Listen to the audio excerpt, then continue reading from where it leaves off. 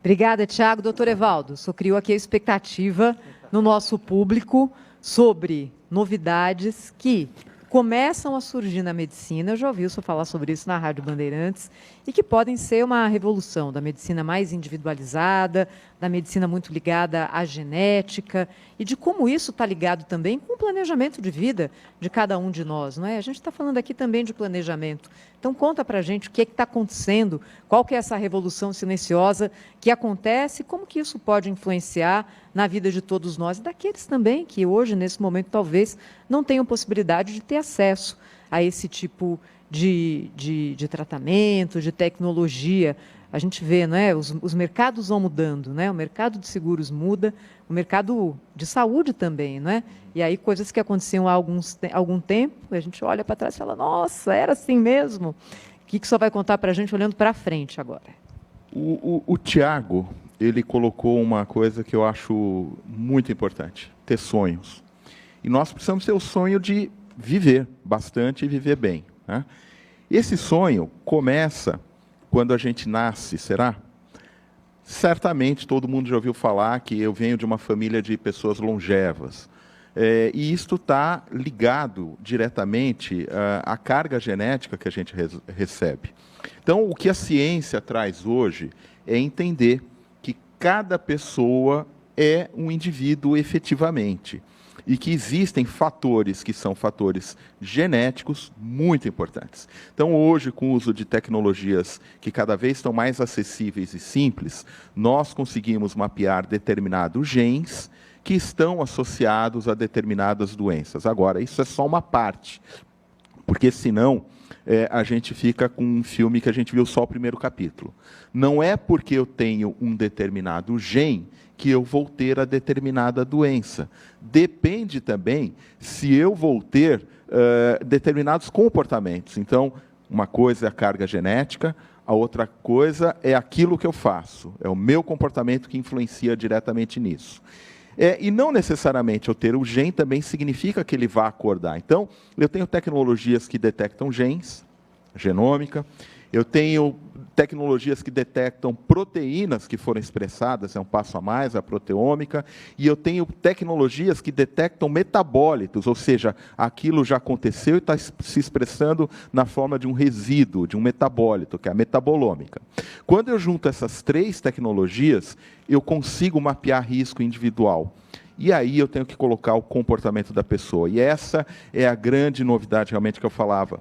Acabou de ser publicado agora em agosto um estudo, vários países têm feito coortes de segmento. Então, pega uma parte da população e vai acompanhando essa pessoa por anos e mapeando características genéticas, de comportamento e tudo mais. O Reino Unido, a Inglaterra especificamente, tem uma coorte muito bem estruturada e eles dividiram as pessoas assim.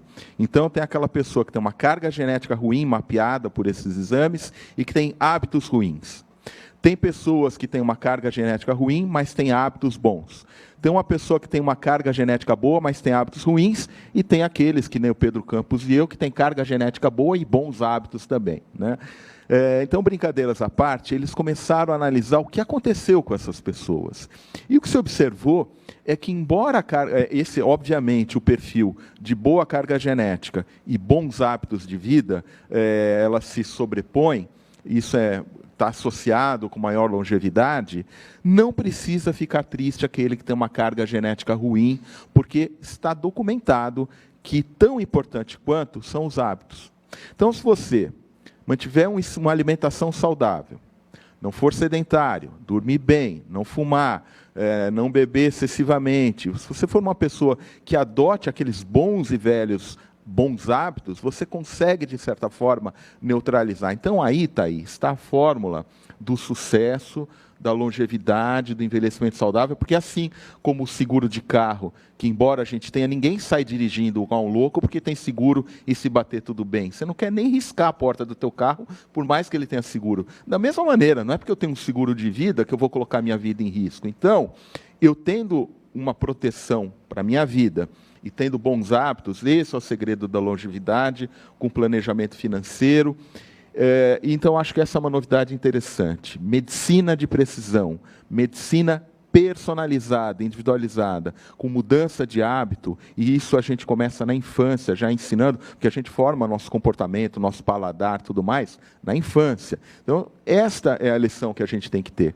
E o mundo, daqui a pouco, vai ser rotina. Assim como falaram no painel anterior que catástrofes climatológicas vão ser rotina daqui a pouco, vai ser rotina a gente conviver com pessoas centenárias. Essa é a nossa expectativa, viver 100 anos com saúde. E só para concluir, uma outra pesquisa muito recente, publicada, e que foi capa de uma das revistas mais prestigiosas de ciência, resumiu o que eu estou dizendo. Atividade física talvez seja a intervenção mais custo-efetiva para trazer saúde. Então, se tudo que eu falei aqui, ninguém lembrar de nada, você tem que se lembrar de uma coisa: seja ativo, levante-se, vá fazer alguma atividade física, que com certeza você vai reverter um monte de fatores de risco, vai viver mais e com saúde.